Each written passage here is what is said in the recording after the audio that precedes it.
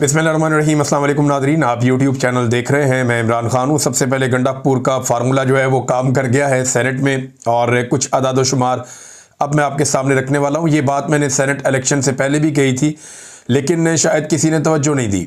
कम से कम एक सीट और ज़्यादा से ज़्यादा 3 सीटें गंडापुर ने गिफ्ट की हैं इस वक्त पीडीएम की जमातों को। कम से कम एक सीट मैं इसलिए कह रहा हूँ कि ये तो कन्फर्म है, और वो मैं आपको बता देता हूँ। मुराद सईद को जो एक्स्ट्रा वोट पड़े हैं, ये ज़रा चार्ट आप देखिए, इसमें पहली लाइन में मुराद सईद हैं, इनको एक्स्ट्रा वोट पड़े हैं 8। फैसल जावेद खान को एक्स्ट्रा वोट पड़े हैं 4, मिर्ज़ा अफरीदी को 3 और नूरुल हक कादरी को 3। अगर इन सारे वोट्स को आप जमा कर लें तो टोटल 18 वोट ऐसे हैं जो पाकिस्तान तहरीक इंसाफ के ज़ाया हुए। यानी पाकिस्तान तहरीक इंसाफ को 18 वोट इस तरह के पड़े जो ज़ाया हो गए। अगर पाकिस्तान तहरीक इंसाफ अक्लमंदी से इलेक्शन लड़ती, या उनकी नीयत होती एक सीट और निकालने की, या एस्टेब्लिशमेंट की तरफ से इजाज़त होती, जो दस्तयाब की आदत है पीटीआई की उनको, कि वो एक सीट और निकाल लें। क्योंकि देखें ना, 2/3 अक्सरियत भी तो पूरी करनी थी ना। वो जो एक गोल्डन फिगर था 5 सेनेटर्स का, वो भी अपोजिशन को देना था। लिहाजा कौमी असम्बली में तो उन्होंने अपनी 2/3 अक्सरियत पूरी कर ली है। अब सेनेट में उन्हें 2/3 अक्सरियत चाहिए थी, ताकि इसके बाद जब भी वो कभी आईनी तरमीम करें तो पाकिस्तान की मिलिट्री एस्टेब्लिशमेंट को किसी किस्म की दिक्कत ना हो, या उन्हें दोबारा मार धाड़ ना करनी पड़े, बंदे ना उठाने पड़े, एमएनए जो हैं या सेनेटर जो हैं उनको गायब ना करना पड़े। तो बस किसी से कुछ लेना देना नहीं है। अपोजिशन के बंदे इकट्ठे किए, उनसे आईनी तरमीम करवा ली, जो दिल किया।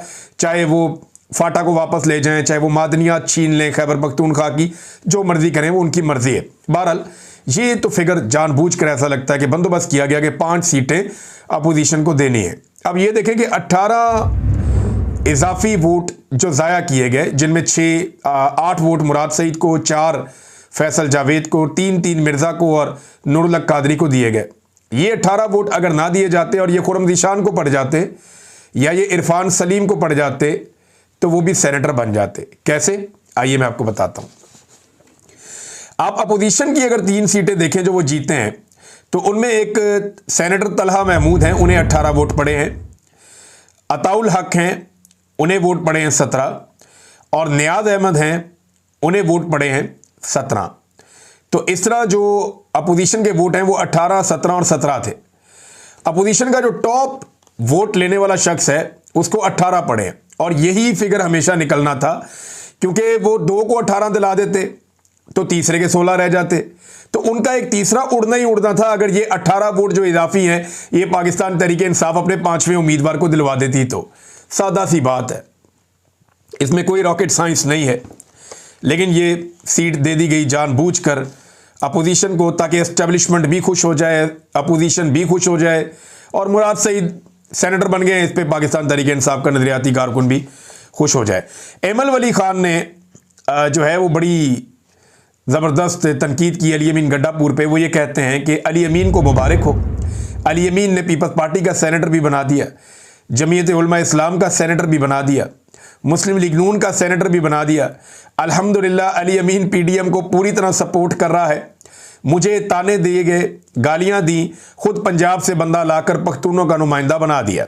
ये जनाब एमल वली खान ने कहा है अली अमीन गंडापुर को। अब बातें तो सुननी पड़ेगी। पाकिस्तान तहरीक इंसाफ में बड़ा सख्त मौक़िफ़ है इरफान सलीम के मामले को लेकर, जिसने रोते हुए ये कहा कि मैं अपने कागजात नामजदगी वापस ले रहा हूँ। ये वो वर्कर है जिसका सर फट गया, ये वो वर्कर है जो कई दफ़ा गिरफ्तार हुआ, ये वो वर्कर है जो कई दफ़ा ज़ख्मी हुआ, ये वो वर्कर है उसने अपना घर बार नहीं देखा, दिन रात नहीं देखा, ये वो वर्कर है जो बचपन से इमरान खान के साथ है। अपनी सियासत का आगाज़ ही इसने इमरान खान साहब से शुरू किया। आतिफ खान साहब ने इसके हक़ में आवाज़ उठाई है, शाहिद खटक ने इसके हक़ में आवाज़ उठाई, और बहुत सारे पाकिस्तान तहरीक इंसाफ के लोग हैं जो इसके हक़ में आवाज़ उठा रहे हैं। लेकिन क्योंकि एस्टेब्लिशमेंट को खुश रखना था, मिर्ज़ा अफरीदी को खुश रखना था, पैसे वाले लोगों को खुश रखना था, लिहाजा पाकिस्तान तहरीक इंसाफ ने 2 मुश्किल फ़ैसले किए। एक तो मिर्ज़ा अफरीदी जैसे अनपॉपुलर आदमी को, जो पाकिस्तान तहरीक इंसाफ को छोड़कर भाग गया था, उसको वापस लाकर इन्होंने बनाया सेनेटर, और दूसरा एक अपने सेनेट की नशिस्त की कम से कम कुर्बानी दी ताकि एस्टेब्लिशमेंट खुश हो जाए, और अपोजिशन के पास जो इस वक्त की हुकूमत है, या केपी में वो अपोजिशन है लेकिन वैसे तो पीडीएम की जमातें, उनके पास 2/3 अक्सरियत सेनेट में भी आ जाए, ताकि वो जैसी चाहे मनमानी करें, जैसी चाहे वो आईनी तरमीम पास करें, और उन्हें किसी की मदद की ज़रूरत ना रहे।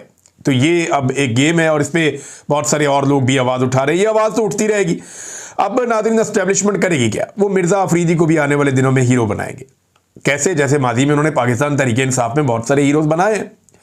इजाज़त मिल जाएगी रोला रोला डालने की, कार्रवाई डालने की, काम शाम करने की, तो थोड़ा बहुत वो आगे आएंगे, थोड़ी बहुत इजाज़त मिल जाएगी ताकि कबूलियत के साथ साथ मकबूलियत भी आ जाए।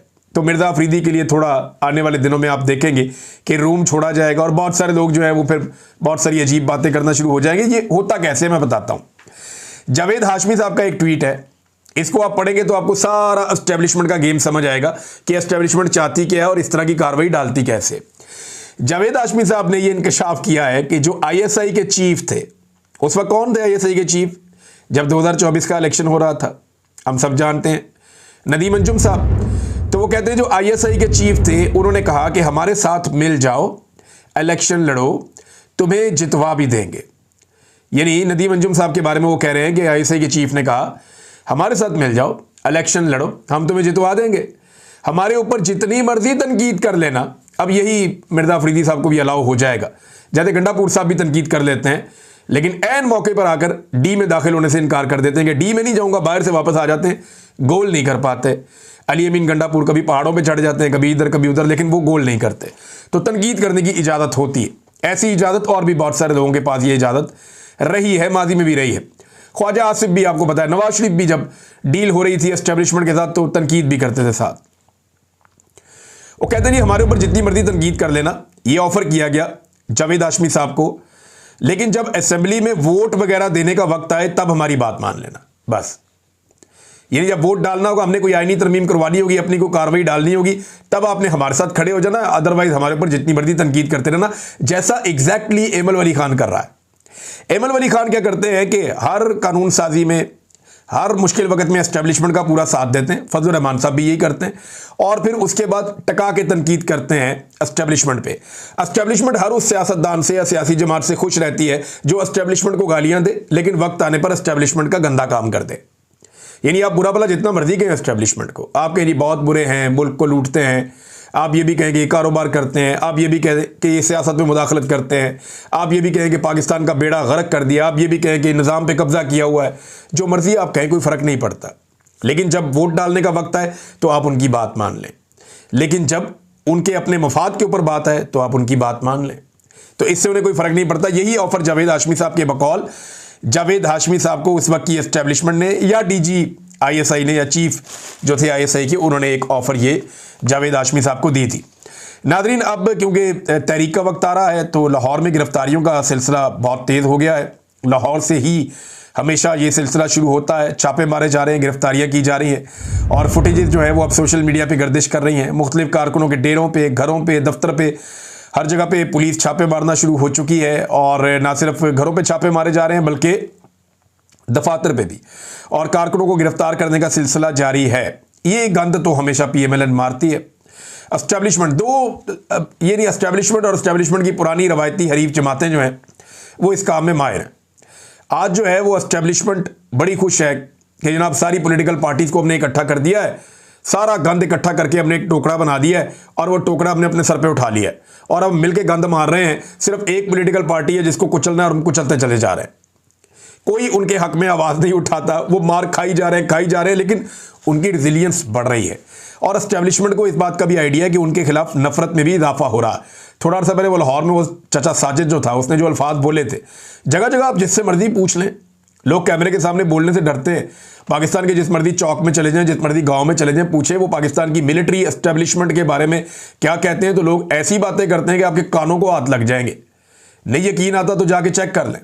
जिस बंदे को ऐसा लगता है कि मिलिट्री एस्टेब्लिशमेंट बड़ी मकबूल है, उसे बोले कि जाके किसी भी चौक में खड़ा होकर चेक कर ले, उसे पता चल जाएगा कि इस वक्त लोग पाकिस्तान की मिलिट्री एस्टेब्लिशमेंट के बारे में क्या सोचते हैं। बहरहाल गिरफ्तारियों का सिलसिला तेज कर दिया गया है और क्योंकि पंजाब में हुकूमत जो है वो टिकटॉकर है, जाली हुकूमत है, तो वो तो हर किस्म का जबर, हर किस्म का जुल्म और हर किस्म की फस्तायत ये लोग करते हैं। हसन नियाज़ी साहब का एक ट्विटर अकाउंट गर्दिश कर रहा है, ये अकाउंट बनाया गया है शायद और पाकिस्तान तहरीक इंसाफ ने इससे जो है वो एक ट्वीट भी जो है वो इसका शेयर किया है और अगर पीटीआई ऑफिशियल ने शेयर किया तो इसका मतलब है कि ये हसन नियाज़ी का अपना एक ट्विटर अकाउंट जो है वो सामने लाया गया है। हसन न्याजी का ये जो ट्विटर अकाउंट है ये 2025 में ही, अभी जून 2025 में ही बना है और अभी इसके फॉलोअर बहुत ज़्यादा नहीं है, लेकिन क्योंकि पीटीआई ने इसको शेयर किया है तो फिर हम ये यकीन कर सकते हैं कि उनका अपना अकाउंट है। उन्होंने कहा कि मेरी वालदा ने बताया कि चेयरमैन इमरान खान को जेल में किस कदर संगीन और अजियतनाक हालात का सामना है, दिल बहुत परेशान है। उनके साथ रवा रखा जाने वाला सलूक साफ तौर पर हरासती तशद्दुद है। इंसानी हकूक़ की बैनुल-अक़वामी और मकामी तंजीमों की खामोशी अफसोसनाक ही नहीं बल्कि नाकाबिले कबूल है। ये जनाब हसन न्याजी का एक ट्वीट आया, बड़े लंबे अरसे के बाद कोई चीज़ उनकी तरफ से सामने आई, मैंने आपके सामने रख दी है। एक और भी बड़ी कार्रवाई डाली गई नाज़रीन, ये कार्रवाई डाली गई अदालत में। ये जो जरा हुई है ना पिछले दिनों गवाहान की, 9 मई का तो सारा का सारा बयानिया उड़ गया, हर चीज़ तबाह हो गई। अब 9 मई के पल्ले कख नहीं बचा, कुछ भी नहीं बचा। अगर इंसाफ होता हो ना पाकिस्तान में एक रत्ती बराबर भी, तो ये 9 मई वाला जो पूरी फाइल है उठा के जज अदालत से बाहर फेंक दे कि इसके अंदर पल्ले ही कख नहीं है। प्रोसिक्यूशन ने टके का काम नहीं किया, कोई गवाह इनका काम का नहीं था, ना तफ्तीशियों ने कोई तफ्तीश की है। हर चीज़ गैर कानूनी गैर आईनी तरीके से की गई है और भोंडे तरीके से की गई है। कानून शहादत बिल्कुल किसी किस्म का किसी चीज़ पे इंप्लीमेंट हुआ ही नहीं। कोई तरीक़ाकार होता है ना, कोई मुरवजा तरीका होता है, किसी तरीके पे इन्होंने कुछ काम नहीं किया।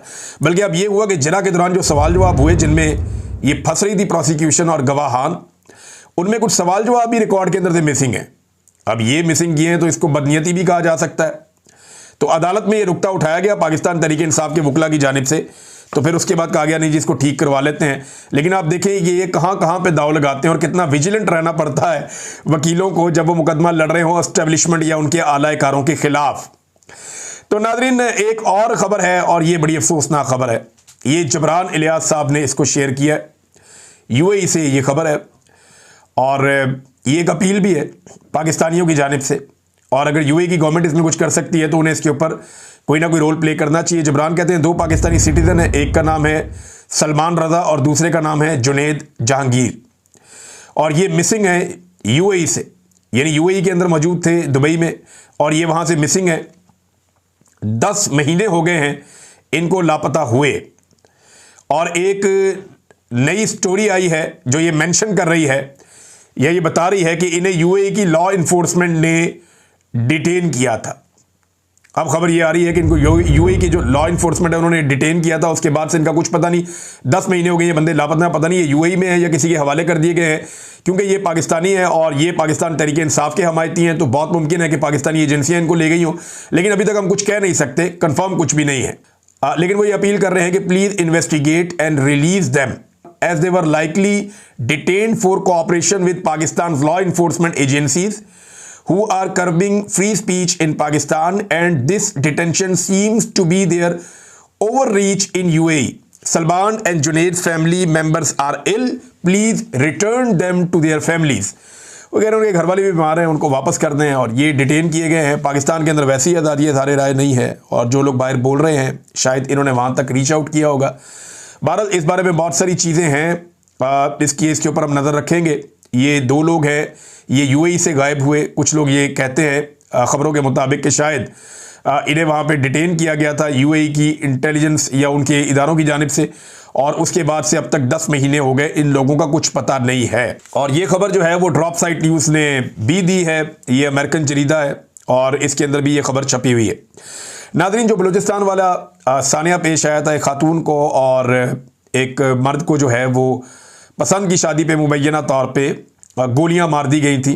एक को 5 और एक को 7 गोलियां मारी गई, उन्हें कत्ल कर दिया गया। अब सरफराज बुगटी साहब वापस आए और उन्होंने आकर ये इंकशाफ किया कि नहीं, ये खातून भी पहले शादीशुदा थी और मर्द भी था, तो उन्होंने कहानी का एक नया रुख बताया है। लेकिन विक्टिम ब्लेमिंग कोई ना करे तो बेहतर है, पहले सबसे जो है वो आप इन बंदों को गिरफ्तार करें जिन्होंने ये किया है, फिर उन्हें कैफरे किरदार तक पहुंचाएं। कोई भी शख्स अगर गैर कानूनी हरकत करता है या कोई गलत हरकत करता है तो अदालतें मौजूद हैं, कोई अपने हाथ में कानून को नहीं ले सकता। और अभी तो कुछ भी कहना कबल अज़ वक्त है, इसकी तफ्तीश होगी, तहकीकात होंगी, तब मामला पता चलेगा। ये जो चीफ मिनिस्टर हैं इनकी जानिबदारी नज़र आ रही है मुल्जिमान की तरफ, और उसकी वजह मैं आपको बताता हूँ। ये एक तस्वीर गर्दिश कर रही है जिसमें ये जो सरदार है जिसने ये कत्ल करवाए, जिसके हुक्म के ऊपर ये कत्ल हुए हैं, अगर आप तस्वीर देखें तो यहाँ पे आपको नज़र आता है सरफराज बुगटी इनके साथ बैठा हुआ है। ये सरफराज बुगटी के दाएं जानिब अगर आप तस्वीर में देखें तो आपको वो सरदार नजर आता है। अब ये पीपल्स पार्टी का एक झंडा भी पड़ा हुआ है टेबल पे। इसका मतलब है कि जब बुक्टी ने पीपल्स पार्टी ज्वाइन की और बलूचिस्तान में जिम्मेदारी संभाली है, उसके बाद की तस्वीर है। तो एक ताल्लुक तो अब एक तरह से बन रहा है कि बैठ के तसल्ली से मुलाकात हो रही है इस आदमी से, सरफराज बुक्टी की। और सरफराज बुक्टी ने अपनी प्रेस कॉन्फ्रेंस में इस शख्स का नाम सरदार साहब कह के लिया है, सरदार साहब। और एक और प्रोग्राम में भी, टीवी प्रोग्राम में भी यही कहकर लिया है। अब यही वजह लगती है कि इस सरदार के साथ जो है वो थोड़ा नरम सलूक किया जा रहा है। ना इसको हथकड़ियाँ लगाई जाती हैं, ना इसके मुंह पे काला कपड़ा डाला जाता है, ना इसको घसीटा जाता है, ना इसके ऊपर सख्ती की जाती है। और इसका छोटा सा रिमांड भी होता है, बड़ा रिमांड भी नहीं होता। अगर इन चीज़ों को आप इकट्ठा करके देखें तो ऐसा लगता है कि ये तस्वीर इसकी वजह है, या सरफराज बुक्टी का कोई गहरा ताल्लुक इस आदमी से डायरेक्ट या किसी और तवस्सुत से निकलता है, जिसकी वजह से सरफराज बुक्टी साहब जस्टिफिकेशंस भी दे रहे हैं, मामले को दूसरा रुख भी दे रहे हैं, बंदे के साथ नरमी भी बरती जा रही है। और सरफराज बुक्टी साहब की ज़ुबान के साथ शहद लिपटा हुआ है जब वो इस आदमी के बारे में बात करते हैं। तो नादरीन, अब एक और आखिरी खबर मैं आप तक पहुंचा देता हूं, और ये मैं आपको लगातार बता रहा हूं, ये हमारी रिस्पॉन्सिबिलिटी है दो चीज़ों के ऊपर इस वक्त। एक तो बलूचिस्तान के अंदर जो जबरी तौर पे इंसानों को लापता किया जा रहा है, जुल्म और बर्बरियत और जबर जो पाकिस्तान में हो रहा है, उसके खिलाफ बोलना, बात करना, ये हमारी जिम्मेदारी है बहैसियत कौम। दूसरा, इंसानियत के नाते ही सही, जो कुछ गज़ा में हो रहा है उसके ऊपर आवाज़ उठाना भी हम सबकी रिस्पॉन्सिबिलिटी है, और हम सबको इस सिलसिले को रोकने के लिए अपना किरदार भी अदा करना चाहिए एक इंसान होने के नाते। गुज़िश्ता 24 घंटों में मजीद 134 फ़लस्तीनी शहीद कर दिए गए। इनमें से 115 फ़लस्तीनी ऐसे हैं जो खुराक की तलाश में थे, जो खाने के इंतज़ार में एक जगह खड़े थे, और वहीं पे वो शहीद कर दिए गए इजरायली फोर्सेस की जानिब से हमला करने के बाद। ये कितनी अफसोसनाक बात है। एक तो वो लोग भूखे हैं, फाका ज़दा हैं, निहत्ते हैं, और दूसरा उनके ऊपर लगातार शेलिंग हो रही है, फायरिंग हो रही है। 60,000 के करीब लोग अब शहीद हो चुके हैं मौजूदा हमलों में, और दुनिया इसे रोकने की कोशिश करती है, ज़ोर लगाती है, बात करती है, लेकिन इसराइल और उसकी हमायत इतनी ज़्यादा है कि कोई भी सॉलिड अमल दरामद नहीं हो पाता जंगबंदी पे। हालांकि डोनाल्ड ट्रंप ने इसके हवाले से एक दावा भी किया था, वादा भी किया था, लेकिन अभी तक जंगबंदी नहीं हो पा रही। अब तक के लिए इतना ही। अपना ख्याल रखिएगा, अपने इस चैनल का भी। अल्लाह हाफ़िज़।